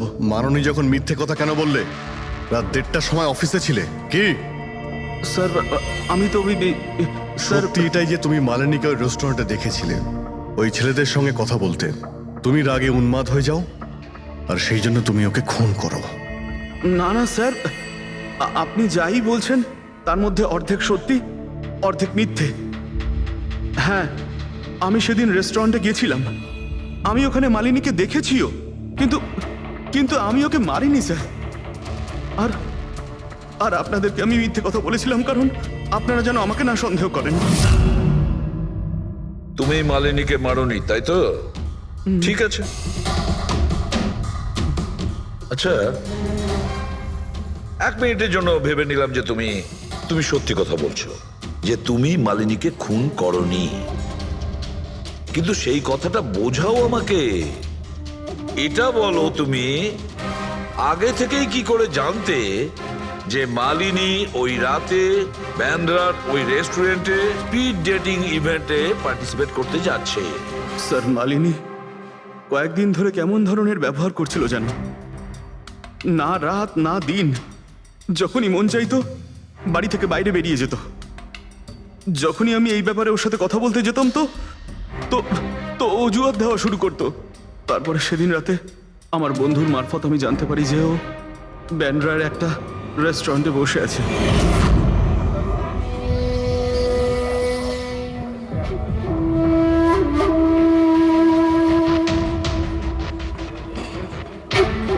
নিজের স্ত্রীকে স্পিড ডেটিং এ দেখে আমার মনটা একেবারে ভেঙে যায় স্যার। আমার মনে হয়েছিল যে আমার ভালোবাসায় কি কোনো খামতি রয়েছে, কিন্তু আমি ওই মুহূর্তে ওই রেস্টুরেন্টে ওর সাথে ঝগড়া করিনি।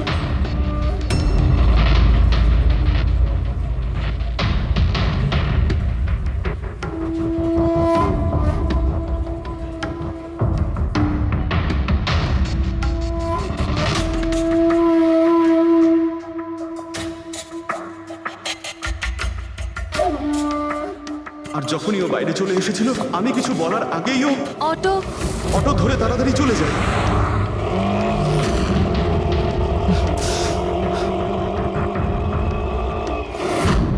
স্যার আমি সত্যি কথা বলছি, আমার উদ্দেশ্যটা শুধু ওর সাথে কথা বলাই ছিল, ওকে একেবারেই প্রাণে মারতে নয়। আফসোস যে মালিনীর সাথে আমি শেষ কথা বলতে পারলাম না।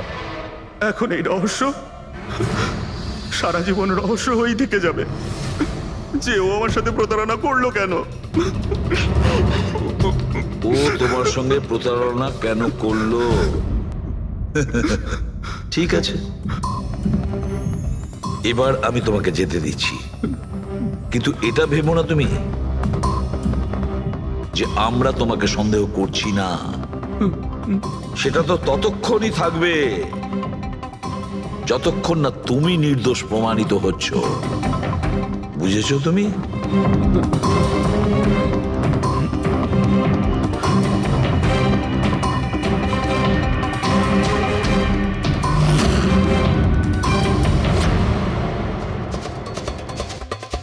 স্যার এই যদি না হয় তাহলে সন্দেহ ওদের দিকেই যাচ্ছে যারা মালিনীর সঙ্গে ওই দিন রাতে ছিল। রবি, কিছু জানতে পারলে? স্যার ওই দিন রাত্রে মালিনী 6 জন লোকের সাথে কথা বলেছিল। সুনীল, আরজে, হেমন্ত, গৌরব, ময়ূক আর প্রতীশ। একটা কাজ করি আমরা, ওই 6 জনকে রেস্টুরেন্টে ডাকো, ভালো করে জিজ্ঞাসাবাদ করতে হবে। খুনি নিশ্চয়ই এদেরই মধ্যে কেউ হবে। স্যার এই কেসটা তাড়াতাড়ি সলভ করুন না, আমাদের রেস্টুরেন্টের খুব বদনাম হচ্ছে। একটা নিরীহ মেয়ে খুন হয়েছে, হ্যাঁ, আর তুমি তোমার রেস্টুরেন্টের নাম নিয়ে পড়ে আছো। শুধু নিজের ব্যাপারে তুমি ভাবছো, একটু সমাজের ব্যাপারেও ভেবে দেখো। হ্যাঁ স্যার, হ্যাঁ স্যার সবাইকে আধ ঘন্টার গ্যাপে গ্যাপে ডেকেছি। ঠিক আছে, গুড। একটা কথা ঠিক করে বলো, যখন এখানে ইভেন্ট চলছিল তখন তুমি এখানেই ছিলে তো? হ্যাঁ স্যার। তাহলে যদি এদের মধ্যে কেউ আমাদের কাছে মিথ্যে কথা বলে, কোনো কিছু লুকোনোর চেষ্টা করে, তাহলে সঙ্গে সঙ্গে আমাদের বলে দেবে, কেমন? ঠিক আছে স্যার। স্যার মেয়েটা সুন্দরী ছিল, কিন্তু ততটাই বোরিং। ওর প্রতিটা কথা আমার মাথার উপর থেকে বাউন্স করে চলে গেছে। স্যার ও তো আমার সাথে বেশি কথাও বলেনি। হতে পারে যে আমাকে দেখে ও লজ্জা পেয়েছিল, বা আমাকে ওর আদৌ পছন্দ হয়নি। স্যার ও আমার সঙ্গে ছিল আবার ছিলও না। ছিল অথচ ছিল না মানে? স্যার অ্যাকচুয়ালি ও কথা তো আমার সঙ্গেই বলছিল, কিন্তু ওর মন অন্যদিকে ছিল, বারবার অন্য কাউকে দেখছিল। স্যার আমার মনে হয় ও আমার এবং আপনাদের সবার সময় নষ্ট করছে। ওর লাইফ পার্টনার বেছে নেওয়ায় কোনো ইন্টারেস্টই ছিল না স্যার।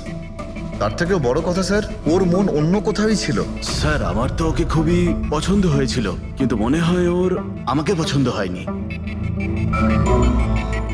ওর মনে হয় আরেকজনকে পছন্দ হয়েছিল, যার সাথে ও খুব হেসে হেসে কথা বলছিল। সে কে? গৌরব। হ্যাঁ স্যার, আমাদের টিউনিং তো খুব ভালো সেট হয়েছিল। ইনফ্যাক্ট আমরা অনেক কথাই বলেছিলাম। কি কি কথা হয়েছিল মালিনীর সাথে? জেনারেল কথাবার্তা sir, favourite hobbies, favourite movies, favourite colour, এইসব। ইনফ্যাক্ট ও এত বেশি নার্ভাস হয়ে পড়েছিল যে ওর জুসটাই আমার উপর ফেলে দিয়েছিল। তাহলে মিটিংয়ের পরে তোমাদের নাম্বার নিশ্চয়ই এক্সচেঞ্জ হয়েছিল? না স্যার, নাম্বার এক্সচেঞ্জ হয়নি। ও বলেছিল ইভেন্ট শেষ হওয়ার পর 8 ঘন্টার মধ্যে আমার সঙ্গে কফি শপে দেখা করবে। এর পেট থেকে আমরা মেক্সিকান ফুডের পার্টিকেলস পেয়েছি আর কফি। আচ্ছা, তার মানে গৌরব তুমি ওর সঙ্গে কফি শপে দেখা করো ইভেন্টের পরে? কোথায় স্যার, 2 ঘন্টা ওয়েট করেছিলাম কফি শপে, ও আসেইনি। সত্যি বলছো? স্যার মিথ্যে কেন বলবো? ঠিক আছে, আমাদের ওই কফি খাওয়াবে তো? শিওর স্যার, কখনো যাওয়া যাবে? কখনো কেন, এখনই চলো। যাই। বলুন স্যার, কোন কফি নেবেন? তবে এখানকার cold coffee with vanilla ice cream বেশ ফেমাস, আপনি বলে সেটা অর্ডার করতে পারি। আমার জন্য একটা cold coffee with ice cream. Coffee toffee তো খাওয়া হবে, আগে এটা বলো যে তোমরা ওই দিনকে ঠিক কোন জায়গাতে বসেছিলে? ওহ স্যার, আমরা ভেবেছিলাম আমরা কফি খেতে এসেছি, কিন্তু আপনি তো এখনো আপনার তদন্ত চালিয়ে যাচ্ছেন। তদন্ত শেষ হওয়ার পরে কফি খাওয়ার যে মজা সেটা এখন পাবো না। Hello sir. পরশু রাতে সিসিটিভি ফুটেজ আমরা দেখতে চাই ম্যানেজার বাবু। সরি, কিন্তু সিসিটিভি ক্যামেরা তো 1 মাস ধরে আউট অফ ওয়ার্কিং। আর ঠিকও করেননি। স্যার বিজনেস একেবারে জিরো, ক্যাফেতে অলরেডি লোকসানই হচ্ছে। আমি ভাবলাম যে এর মধ্যে আবার নতুন করে আলাদা এক্সট্রা ফালতু খরচা করে কি লাভ। আচ্ছা, আপনি এই ছবিটা দেখুন। এই মেয়েটা কি এসেছিল পরশু রাতে? স্যার এক্স্যাক্টলি আমার ঠিক মনে তো পড়ছে না। ক্যাফেতে তো অনেক ধরনের লোকজনই আসে যায়। অনেক ধরনের লোকজনই এখানে আসে, তাও ক্যাফে চলছে না বলছেন। স্যার আচ্ছা, এনার পরশু দিনের বিল আছে নিশ্চয়ই, দেখাবেন আপনি? হ্যাঁ স্যার।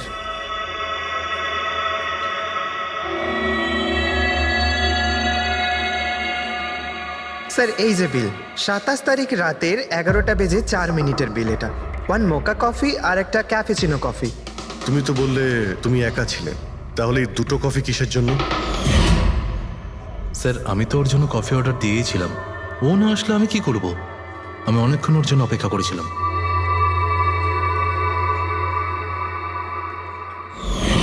স্যার এবার তো খান আমার সঙ্গে কফি। খাবো, নিশ্চয়ই খাবো, কিন্তু কেসটা শেষ হওয়ার পর। ঠিক আছে স্যার, তাহলে আমি যাই এখন। তুমি যেতে পারো। Thank you very much. Most welcome. Sir, এই কেসটা তো আমার মাথার কল কবজা পুরো ঢিলা করে দিয়েছে। যদি মালিনী এখানে কফি নাই খেয়ে থাকে, তাহলে খেলো কোথায়?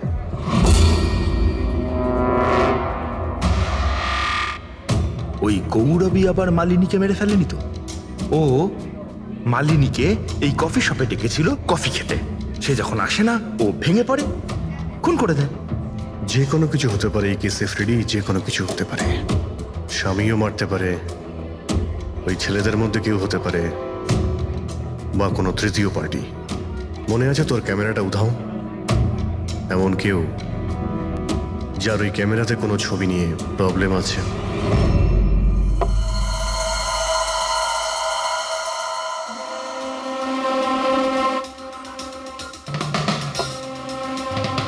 যদি মালিনীর ক্যামেরাটা উধাও হয়ে যায়, তাহলে মালিনী নিশ্চয়ই এমন কোনো ছবি তুলেছিল যেটাতে কারোর না কারোর রাতের ঘুম কেড়ে নিয়েছিল।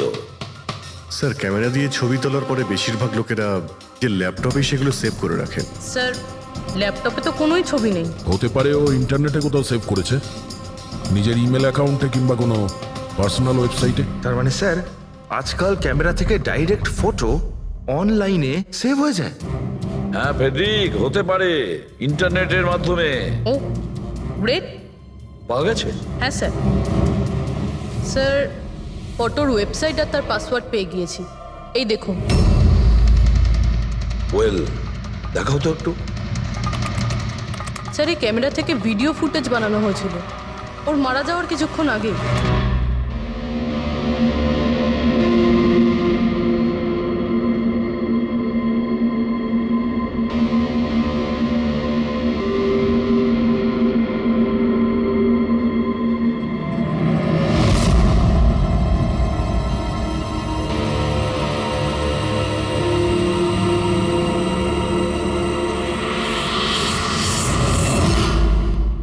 এই ফুটেজের জন্যই মালিনীর খুন হয়নি তো? হতে পারে, নিশ্চয়ই হতে পারে। মনে হচ্ছে এই মালিনী কারোর হয়ে স্পাইগিরি করছিল, কারোর মুখোশ খুলে দিতে চেয়েছিল, আর এই জন্যই ও খুন হয়ে যায়। এই মালিনীর সম্পর্কে আমরা এখনো ঠিক জায়গায় পৌঁছতে পারিনি স্যার। এতক্ষণ মনে হচ্ছিল যে ও স্পিড ডেটিং এর জন্য গেছে, তারপরে জানা গেল যে ও বিবাহিত, মেডিকেল প্রফেশনাল, আর এখন জানা যাচ্ছে ও কারোর ওপর গোয়েন্দাগিরি করছিল। আর ওই গোয়েন্দাগিরিটা কোনো মেডিকেল ফিল্ডের সঙ্গে কানেক্টেড হতে পারে, কারণ ফুটেজে দেখোনি চারিদিকে শুধু মেডিসিন সাজানো। স্যার, এই ফুটেজের মধ্যে একটা জায়গাতে একটা ছায়া দেখতে পাওয়া গেল না? খুনির হতে পারে। চেক করি চলো।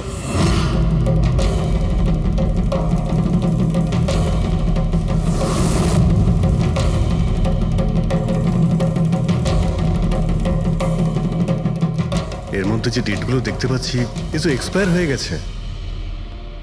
ওষুধগুলোর সঙ্গে অ্যাসিটনও রেখেছে। অ্যাসিটোন? স্যার এই কেমিক্যাল দিয়ে তো ওরা ওষুধের ওপর পুরনো এক্সপায়ারি ডেট উঠিয়ে দিয়ে নতুন ডেট দিতে পারে, আর সেটা ওরা বাজারে ছাড়তে পারে বিক্রির জন্য। কয়েকটা টাকার জন্য মানুষের জীবন নিয়ে এত বড় খেলা খেলছে।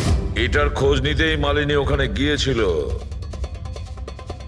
হ্যাঁ স্যার, ওই খুনি মালিনীর ক্যামেরাটা তো চুরি করে নিয়েছিল, কিন্তু এটা জানতো না যে মালিনী মরার আগে পুরো ফুটেজটা ওয়েবসাইটে দিয়ে দিয়েছিল।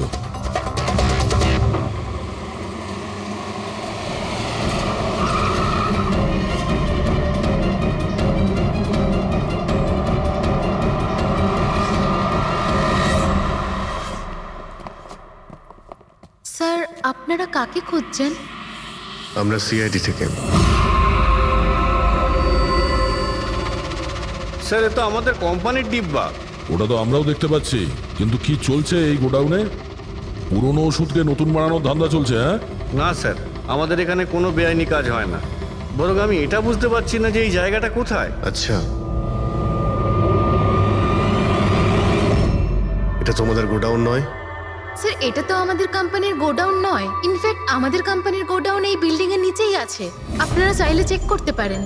নিশ্চয় স্যার, আমাদের কোম্পানির নাম ভাঙিয়ে কেউ বেআইনি কাজ করছে।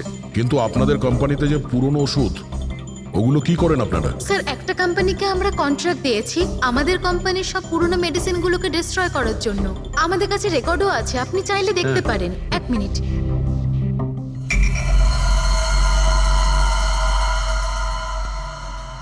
স্যার এই দেখুন, এখানে কোম্পানির সমস্ত রেকর্ড মেনশন করা আছে। তো এদের কাছে তোমাদের কোম্পানির নতুন বক্সগুলো এলো কি করে? তার মানে পুরো ধান্দাটাই পুরনো ওষুধ নষ্ট করার কোম্পানিতে চলছে। কোম্পানির নাম হলো BTI medical waste management company. এই কোম্পানিতে কার সঙ্গে কথাবার্তা হয় আপনাদের? স্যার মিস্টার গৌরব কুমার। গৌরব কুমার? এই গৌরব কুমার? স্যার ইনি মিস্টার গৌরব কুমার। হ্যাঁ স্যার, এই। কিন্তু আপনাদের কাছে এনার ফটো কিভাবে এলো? অনেক বড় ফ্যান আমি এর। দরজা সব লক চেঞ্জ হয়েছে কিনা? হ্যাঁ স্যার, এই নিন। তাড়াতাড়ি সবাই কাজ করো, অনেক কাজ পেন্ডিং রয়েছে। গো। কি ব্যাপার গৌরব, খুব রেগে আছো মনে হচ্ছে? স্যার আপনারা এখানে? আমাকে ডাকতে পারতেন। ভাবলাম বারবার তোমায় কেন কষ্ট দেব, আমরাই চলে আসি। স্যার এবারে আপনাদের কফি না খাইয়ে ছাড়ছি না। আচ্ছা, কখনো জেলের কফি খেয়েছো? জেলের কফি? হ্যাঁ, অভ্যেস করে নাও, কারণ বাকি জীবনটা তোমার ওখানেই কাটতে চলেছে। স্যার আপনারা এখনো আমাকে সন্দেহ করেন? সন্দেহ করবো না তো কি করব, হ্যাঁ? ফিগল্যাক্সি কোম্পানির পুরনো ওষুধগুলোকে নতুন করার ব্যবসা করছো তুমি। আপনি কি বলছেন স্যার? তোমার কোম্পানির গোডাউন দেখতে হবে আমাকে, চলো দেখাও। স্যার আমার কোম্পানির গোডাউনের চাবি হারিয়ে গেছিল, এই দেখুন এই মাত্র ডুপ্লিকেট বানিয়ে আনলাম। আপনারা চাইলে আমার স্টাফেদের জিজ্ঞেস করুন। চাবি হারিয়ে গেছে? হ্যাঁ স্যার। এইভাবে কি করে হারিয়ে যেতে পারে? হ্যাঁ জানি না স্যার, অ্যাকচুয়ালি ওই দিন যখন আমি স্পিড ডেটিংয়ে গেছিলাম তখন আমার কাছে চাবিটা ছিল। তারপর হারিয়ে গেল। যখন তুমি স্পিড ডেটিং এর জন্য গিয়েছিলে তখন চাবিটা নিজের সঙ্গে নিয়ে গিয়েছিলে? অ্যাকচুয়ালি স্যার এই চাবিটা সবসময় আমি সঙ্গে রাখি। ফার্স্ট টাইম হলো এটা যে চাবি হারিয়ে গেল। এই মালিনী কি তাহলে চাবি চুরি করেছিল, তারপর ওখান থেকে সোজা বেরিয়ে এই গোডাউনে আসে ভিডিও করার জন্য? গৌরব তুমি বলছিলে কি মালিনী তোমার উপরে জুস ফেলে দিয়েছিল, কি এক্স্যাক্টলি কি হয়েছিল? স্যার অ্যাকচুয়ালি সেই রাতে হেই হাই। হাই, এর আগে আপনার কতগুলো গার্লফ্রেন্ড ছিল? গার্লফ্রেন্ড তো ছিল, ওর নাম ছিল খুশি। আচ্ছা, ব্যাপারটা এগুলো না কেন? অ্যাকচুয়ালি ওকে কেউ সিরিয়াসলি নিতই না। যখনই কাঁদতো সবাই বলতে এ তো খুশিতে কাঁদছে। আরে আপনার সেন্স অফ হিউমার তো, আরে আই এম সরি, আপনার শার্ট। ইটস ওকে, দোষটা আমারই। তারপরে চলে গেল। হয়তো চাবিটা সেই সময় হারিয়ে যায়।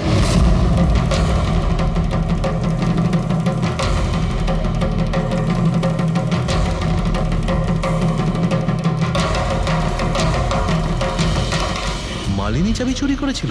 হ্যাঁ, এখানে এসে তোমার বিরুদ্ধেও প্রমাণ জোগাড় করেছিল, সেই জন্য তুমি ওকে মেরে দিয়েছো। স্যার এসব মিথ্যে।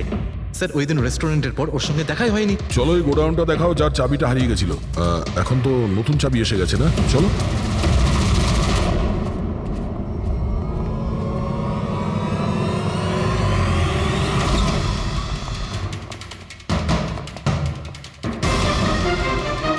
স্যার এটা তো সেই জায়গাটাই।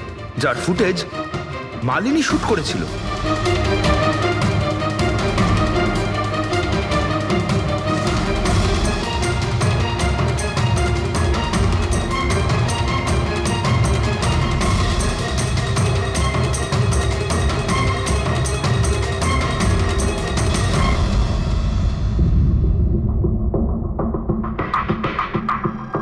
তার মানে এখানে পুরনো ওষুধগুলোকে নতুন বানানো হয়, হ্যাঁ? বাহ, মিস্টার গৌরব, এইভাবে পুরনো ওষুধগুলোকে নষ্ট করছিলেন আপনি, হ্যাঁ? সবাই তোমাদের উপরে ভরসা করে ওষুধ কেনে, আর তোমরা তাদের বিষ বিক্রি করছো, বিষ। স্যার আমার কথা বিশ্বাস করুন, না আমি এরকম কোনো ওষুধের ব্যবসা করেছি আর না আমি মালিনীকে খুন করেছি। মিথ্যে কথা বলছো তুমি। ওই রাতে রেস্টুরেন্ট থেকে তোমার কার্ড চুরি করে মালিনী এখানে আসে।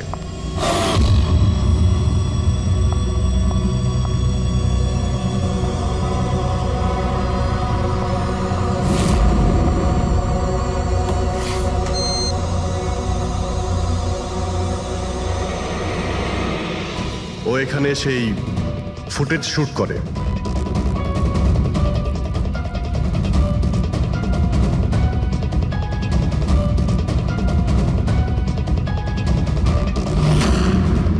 তারপরও কোনো কফি শপে যায় ইন্টারনেটের জন্য, যাতে ও ফটো আপলোড করতে পারে। এক্সকিউজ মি, ওয়াইফাই এর পাসওয়ার্ড? ঠিক আছে, থ্যাংক ইউ।